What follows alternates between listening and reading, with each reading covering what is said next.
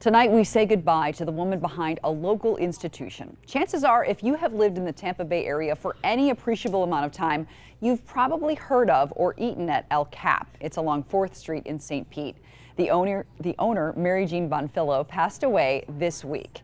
10 News reporter Eric Lasser spent time at the iconic restaurant today talking with customers and coworkers who've become like family over the years.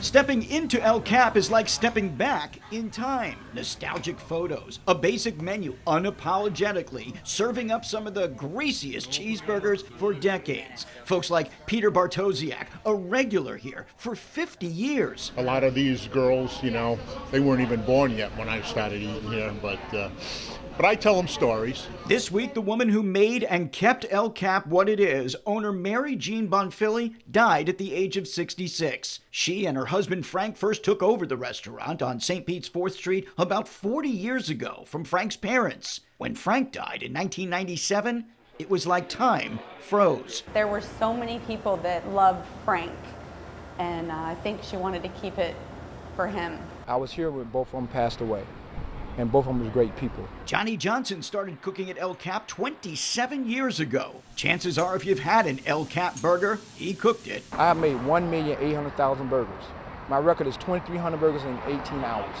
70 burgers, 9 minutes, 300 burgers, 45 minutes, 500 burgers, hour and 35 burgers, 9 minutes.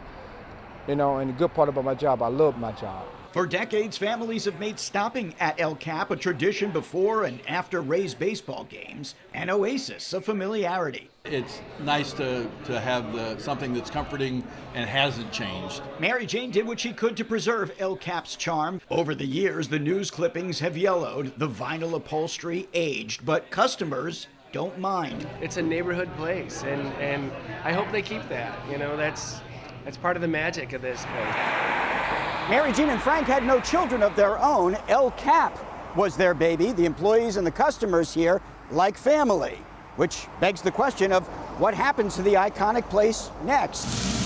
It's not official, but workers are pretty sure Mary Jean left the place to them. And just like she preserved El Cap in Frank's memory, it's their intention to do the same for her. It needs to stay the El Cap. It's a traditional place.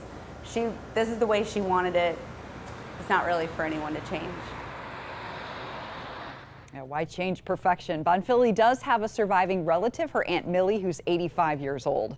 The restaurant says it is planning a memorial service for the public to come out to the restaurant on June 9th between 2 and 6 p.m.